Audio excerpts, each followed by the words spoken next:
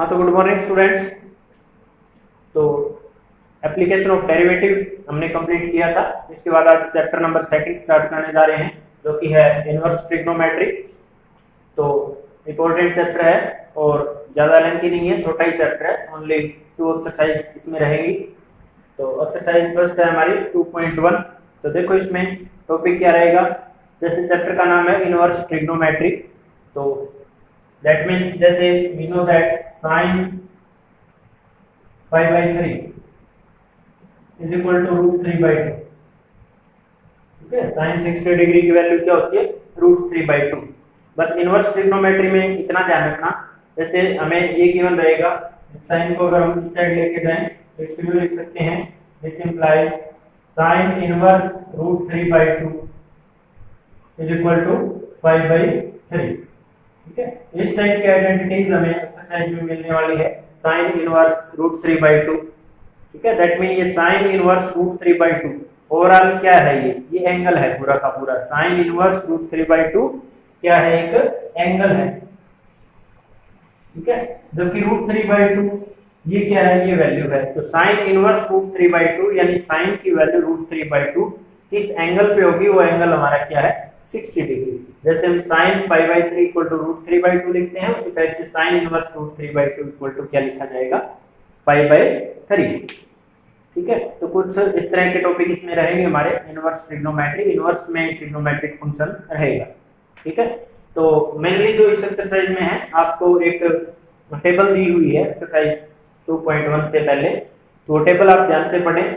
उसमें मेन जो पॉइंट है वो हमारा ये, इस साइड हमें ट्रिग्नोमेट्रिक फंक्शन लिखा हुआ है, इनवर्स ट्रिग्नोमेट्रिक फंक्शन। उसके बाद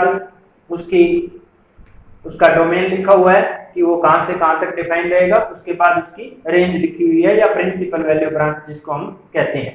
ठीक है, तो वो टेबल आप ध्यान से देखें। तो जैसे टेबल में अगर देखें तो सबसे पहले टेबल में देखो क्या दिया हुआ है। सबसे पहला हमारा ट्रिग्नोमेट्रिक फंक्शन क्या है, sin इनवर्स x। ठीक है, और sin इनवर्स x का डोमेन देखो क्या है। sin इनवर्स x का डोमेन क्या दिया हुआ है, -1 से +1। ठीक है, sin इनवर्स x का डोमेन क्या है, -1 से +1।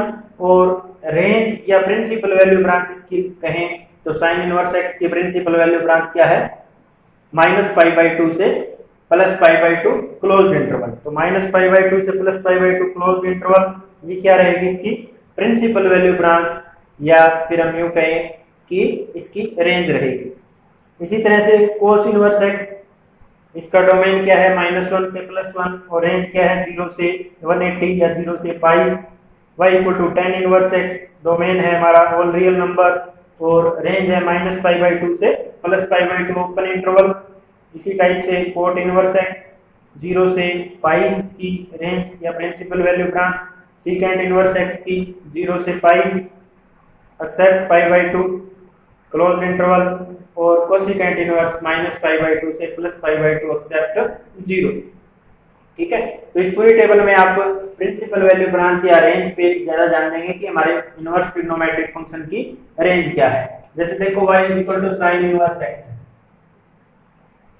ठीक है, हमारा फंक्शन है sin इनवर्स x, तो इसकी रेंज या प्रिंसिपल वैल्यू ब्रांच जो है वो क्या है, -π/2 से +π/2। ठीक है, अब किसी भी फंक्शन का इनवर्स एग्जिस्ट कब करता है, जब वो फंक्शन 1 1 और ऑन टू हो। दैट मीन इस रेंज में हमारा जो फंक्शन है y equal to sin inverse x, वो क्या है, 1 1 और ऑन टू है, इसलिए इसकी ये प्रिंसिपल वैल्यू ब्रांच या रेंज, इसमें इसका इनवर्स एग्जिस्ट करता है -π/2 से +π/2। Similarly cos inverse x, tan inverse x। तो आप इस टेबल को कुछ इस तरह से ध्यान रखें, जैसे एक तो है हमारा sin इनवर्स x, ठीक है, एक है कोसिकेंट इनवर्स x, और एक है tan इनवर्स x। ठीक है, ये तीन ऐसे हैं जिनकी रेंज क्या है, नेगेटिव में भी है। ठीक है, रेंज जो है इनकी क्या है, नेगेटिव और पॉजिटिव दोनों है, यानी -π/2 से +π/2 इनकी रेंज है। थोड़ा थोड़ा इनमें डिफरेंस है। मेनली रेंज हमारी दो ही तरह की है। अगर हम 6 ट्रिग्नोमेट्रिक फंक्शन की बात करें, या तो -π/2 से +π/2, या 0 से π। ठीक है, अब 0 से π की है और -π/2 से पाई बाई 2 की लिखी है, तो इनको इस कैटेगरी में डिवाइड कर लें आप। Sine inverse x, cosecant inverse x और टेन इनवर्स एक्स की रेंज क्या है, नेगेटिव है, के साथ साथ पॉजिटिव तो है, यानी फर्स्ट क्वाड्रेंट तो हमारा है, साथ में रेंज जो है वो नेगेटिव है।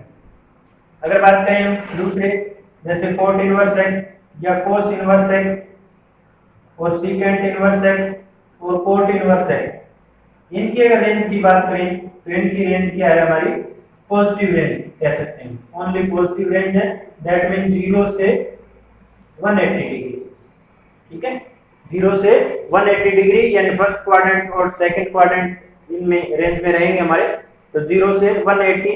अब किसी में ओपन इंटरवल है, किसी में क्लोज इंटरवल है, बस वो थोड़ा सा ध्यान रखना है आपने। जैसे कोस इनवर्स एक्स की 0 से 180 है, ठीक है, इसके बाद सीकेंट इनवर्स एक्स की 0 से 180 एक्सेप्ट पाई बाई 2, इसी तरह कोट इनवर्स एक्स की 0 से 180 ओपन इंटरवल, ठीक है।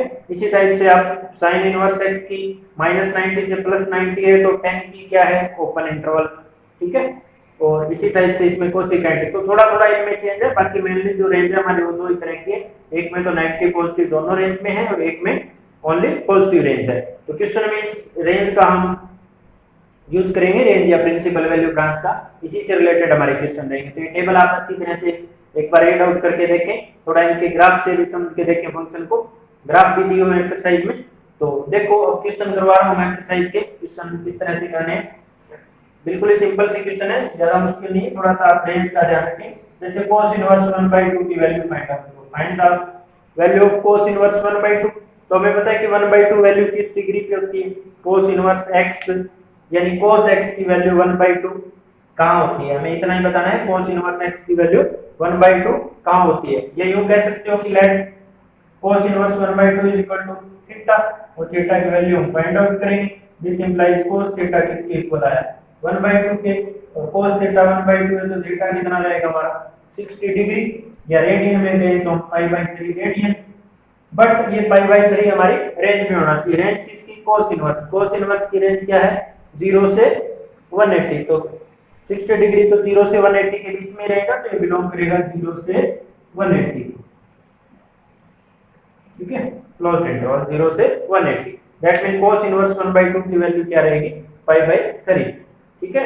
अब वैल्यू 1/2 60 के अलावा भी और एंगल पे भी होती है, कि cos inverse 1/2 equal to theta है, तो cos थीटा 1/2, और थीटा 60 के अलावा भी हो सकता है, जैसे फोर्थ क्वाड्रेंट में अगर बात करें तो थीटा की वैल्यू और भी आएगी, 60 के अलावा भी आएगी, जैसे 360 - 60 यानी 300, तो वो भी आएगी, बट वो बिलोंग नहीं करता, ठीक है, तो इस वजह से उसको हम नेग्लेक्ट करेंगे, और थीटा की वैल्यू क्या लिखेंगे, π/3, या cos इनवर्स 1/2 की वैल्यू π/3।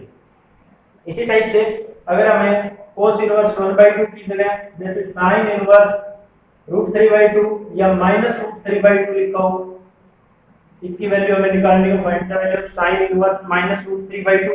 अब हमें पता है कि sin इनवर्स, cos इनवर्स और tan इनवर्स, इनकी रेंज क्या है, नेगेटिव में भी है, पॉजिटिव में भी है, यानी -90 से +90 हमें वो एंगल बताना है, जिस एंगल पे इसकी वैल्यू क्या रहेगी, -√3/2 रहेगी, ठीक है। तो इसमें आप ये देखें कि +√3/2 ये किस पे होता है, sin की वैल्यू √3/2 किस एंगल पे होती है, जैसे 60 डिग्री पे होती है, ठीक है, √3/2 किस एंगल पे होता है, 60 डिग्री पे, तो -√3/2 किस पे रहेगा, ये -60 पे रहेगा, ठीक है, तो -60 डिग्री, या फिर यूं पे -π/3 रेडियन, ये बिलोंग करेगा हमें, -π/2 से π/2 को ये बिलोंग करेगा, ठीक है, तो इसके प्रिंसिपल वैल्यू ब्रांच को बिलोंग करता है। sin इनवर्स -√3/2 की वैल्यू क्या है, -60 डिग्री या -π/3 रेडियन। इसी टाइप से अगर cos में माइनस हो, ठीक है, या इन तीनों में माइनस हो, तो हमें थोड़ा सा ध्यान रखना पड़ेगा। जैसे सपोज करो ये इक्वेशन ऐसे होता कि cos इनवर्स -√3/2 की वैल्यू निकालें हम, ठीक है, cos इनवर्स -√3/2। अब हमें पता है कि cos की जो प्रिंसिपल वैल्यू ब्रांच या रेंज जो है वो 0 से 180 है, यानी पॉजिटिव रेंज है, बट हमें माइनस में वैल्यू दी गई है, -√3/2 की वैल्यू हमें बतानी है, ठीक है। तो इसमें क्या कंसेप्ट लगाएंगे हम, हमें पता है रेंज क्या है, 0 से 180, यानी हमें -√3/2 वैल्यू बतानी है कि किस एंगल पे रहेगी और कहां तक बतानी है, उसके लिए हमें फिक्स कर दिया गया कि हमें 0 से लेके 180 के बीच में ये बताना है कि cos की वैल्यू -√3/2 किस एंगल पे आएगी। अब हमें अच्छी तरह पता है कि 0 से 90 यानी फर्स्ट क्वाड्रेंट में तो सारे ट्रिग्नोमेट्रिक फंक्शन पॉजिटिव है, दैट मीन वैल्यू कहाँ आएगी सेकंड क्वाड्रेंट में। तो -√3/2 cos इनवर्स -√3/2 का आंसर जो आएगा वो किस में आएगा, सेकंड क्वाड्रेंट का एंगल हमारा आंसर रहेगा। ठीक है, अब हमें प्लस पता होना चाहिए कि √3/2 वैल्यू प्लस में किस एंगल पे होती है, जैसे 30 डिग्री में। ठीक है, तो 30 डिग्री पे होती है। अब 30 डिग्री को किस क्वाड्रेंट में शिफ्ट करना है, सेकंड क्वाड्रेंट में। ठीक है, हमें पता है कि 30 डिग्री पे क्या होती है, प्लस की √3/2। तो अब इसमें आंसर हम ये नहीं देंगे कि -30। ठीक है, 30 डिग्री पे वैल्यू होती है तो -30 हमारा आंसर नहीं रहेगा। क्यों नहीं रहेगा, क्योंकि रेंज में नहीं है, 0 से 180 नहीं है, तो इसका आंसर क्या देंगे, ऐसा एंगल। और -30 तो वैसे ही सिलेक्ट नहीं करेंगे हम, तो कौन सा एंगल लेंगे, इस सेकंड क्वाड्रेंट का एंगल। तो -30 की जगह हम क्या लिखेंगे यहाँ, 180 -30। ठीक है, या पाई - π/6। ठीक है, तो पाई - π/6 में 6 एलसीएम, तो क्या लिखा जाएगा 5π/6। ठीक है, या यूं कहें कि 180 - 30 इज 150 डिग्री। ठीक है, तो ये 150 डिग्री है, 5π/6। तो 5π/6 हमारा वो एंगल रहेगा जो 0 से लेके पाई को भी बिलोंग करता है। और वैल्यू अगर निकाल के देखें हम cos 150 डिग्री की, तो द वैल्यू इज -√3/2। तो इसको हम ये लिख सकते हैं कि cos इनवर्स -√3/2 का जो आंसर आएगा वो क्या आएगा, 5π/6। ठीक है, तो इन तीनों में आप क्वाड्रेंट रूल से देखेंगे, और इनमें अगर कोई भी वैल्यू पूछी गई है और अगर वो नेगेटिव है तो एंगल के आगे नेगेटिव लगाएंगे, और इनमें अगर पूछी गई है तो जनरली हम यूं कह सकते हैं कि पाई माइनस एंगल कर देंगे। ठीक है, बाकी क्वाड्रेंट रूल समझ के हमें आंसर देना है और रेंज को भी बराबर ध्यान रखना है। तो देखो कुछ एक क्वेश्चन और करवा रहा हूं मैं। तो पहला क्वेश्चन तो हमारा ये है कि सिंपली अगर वैल्यू दी हुई है तो उसको थीटा सपोज करके या डायरेक्टली भी आप आंसर दे सकते हैं, और इस टाइप से है तो आप क्वाड्रेंट रूल का ध्यान रखें, इन तीनों में अगर नेगेटिव वैल्यू दी गई है।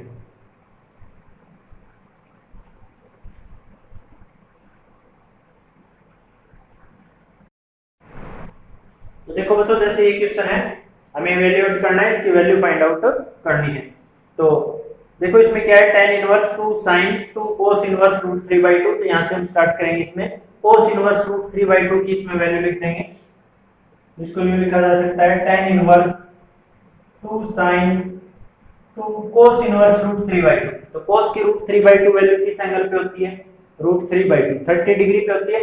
तो हम रेडियन में लिख रहे हैं, 30 को क्या लिखेंगे 5/6 रेडियन। ठीक है, यहाँ ये से कैंसिल आउट 3 पे।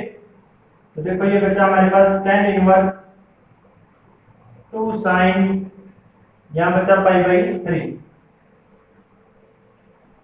ठीक है, तो 2 sin π/3। अब π/3 इज 60 डिग्री। अब 60 डिग्री sin 60 की वैल्यू यहाँ पुट करेंगे हम। तो देखो sin 60 की वैल्यू, तो sin 60 इज √3/2।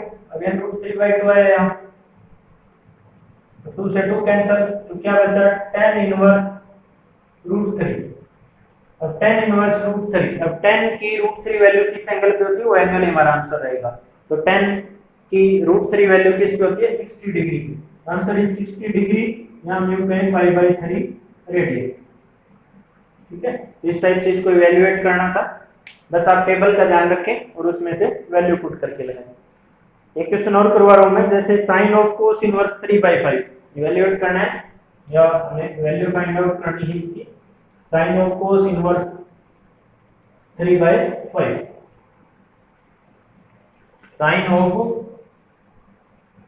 cos इनवर्स 3/5,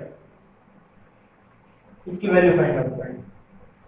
ठीक है, तो देखो यहाँ sin ऑफ cos इनवर्स 3/5 है। अगर 3/5 की जगह 1/√2 √3/2 0 या 1 होता तो उसके हम डायरेक्टली वैल्यू में पता है, क्योंकि हमें 4-5 वैल्यू डायरेक्टली पता है कि किस एंगल पे होती है। बाकी जैसे 3/5 है, 1/5 है, 2/3 है, इस टाइप की अगर वैल्यू है, ठीक है, तो वो एंगल हम डायरेक्टली नहीं बता सकते कि कितनी डिग्री या कितने रेडियन का रहेगा। तो उस केस में देखो क्या करना है, यहाँ अगर अननोन है इस टाइप का, तो cos इनवर्स 3/5 है, तो इसको हम थीटा सपोज करेंगे या a सपोज कर लेंगे। ठीक है, तो इसको मान लेते हैं लेट cos इनवर्स 3/5 को थीटा माने या abcd कुछ भी माने। यहाँ से cos a की वैल्यू जो आई वो क्या आई 3/5। ठीक है, यहाँ से हमने cos a की वैल्यू इवैल्यूएट कर ली 3/5। अगर हमने इसको a सपोज किया है तो अब sin ऑफ cos इनवर्स 3/5 की जगह हमें किसकी वैल्यू निकालनी है? अब हमें sin a की वैल्यू निकालनी है, क्योंकि इस अंदर वाले को हमने क्या पुट कर लिया? a पुट कर लिया। अगर cos a 3/5 है तो हम डायरेक्टली बता सकते हैं कि sin a क्या रहेगा, या तो आप ट्रायंगल से इवैल्यूएट करें या फार्मूले से। ठीक है, तो sin a अगर निकालना हो तो we know that sin square a plus cos square a equal to 1। First identity हमारी ट्रिग्नोमेट्री, तो उससे हम निकाल सकते हैं कि sin a क्या आएगा। तो क्या आएगा 1 minus cos square a under the root, तो क्या आएगा 1 minus 9/25, तो क्या बना ये 4/5, 25 minus 9 16/25, 4/5। तो sin a की वैल्यू क्या है 4/5, यानी इसकी वैल्यू हम क्या कह सकते हैं 4/5 है। ठीक है, इस टाइप से लास्ट जो क्वेश्चन है हमारा उसमें कुछ एक सम है वो हमें इस तरह से करनी है। एक क्वेश्चन और देखो, जैसे cos ऑफ sin इनवर्स 3/5, इसकी वैल्यू हमें फाइंड आउट करनी है। cos of sin inverse 3/5 plus sin inverse 5/13, इसकी देखो वैल्यू हमें फाइंड आउट करनी है। तो अब sin इनवर्स 3/5 है, इसका हमें नहीं पता कि किस एंगल पे ये वैल्यू देगा। सिमिलरली हमें sin इनवर्स 5/13 यानी 5/13 का भी हमें नहीं पता कि किस एंगल पे ये वैल्यू रहेगी। अदरवाइज तो हम यहाँ एंगल पुट कर देते, जैसे ये 30 है, ये 60 है, 30 + 60 90 की हम वैल्यू फाइंड आउट कर लेते, यानी जो भी ये एंगल होते। अब डायरेक्टली हमें एंगल नहीं पता तो हमें क्या करना है पिछले सम की तरह, जैसे इसको a मान लेते हैं, इसको b मान लेते हैं। ठीक है, तो लेट sin इनवर्स 3/5 को a मान लेते हैं एंड sin इनवर्स 5/13 को b मान लेते हैं। ठीक है, यहाँ से अगर हम sin a निकालें तो क्या आएगा 3/5 एंड यहाँ से sin b निकालें तो वो क्या आएगा 5/13। ठीक है, तो sin a और sin b हमारे पास आए हैं। अब देखो इसको हमने a सपोज किया है, इसको हमने b सपोज किया है, तो हमारा क्वेश्चन यहाँ बना कि cos a plus b की वैल्यू फाइंड आउट करें। तो इसकी वैल्यू बताने के लिए हम cos a plus b की बताएंगे, और cos a plus b किसके इक्वल होता है, यहाँ फार्मूला लगा देंगे। cos a plus b क्या होता है, cos a cos b minus sin a sin b। ठीक है, तो अब हम इसकी वैल्यू फाइंड आउट करेंगे, वो इसके इक्वल है, ये इसके इक्वल है, यानी इसकी वैल्यू ऐसे निकालेंगे। तो हमें यहाँ क्या चाहिए, cos a cos b minus sin a sin b चाहिए। sin a sin b तो है हमारे पास, तो किस चीज की कमी है, cos a और cos b। cos a किससे आएगा, sin a से, और cos b किससे आएगा, sin b से। यहाँ से अगर हम cos a निकालें तो देखो sin square plus cos square 1 होता है, cos स्क्वायर क्या होगा 1 minus sin स्क्वायर, अभी हमने किया था 1 minus 9/25, तो ये क्या बनेगा 4/5 आएगा। सिमिलरली यहाँ से अगर हम sin b से cos b निकालें तो 1 minus 25/169 25, 1 minus 25/169 बनेगा 169 minus 25 144, यानी 12/13 आएगा ये।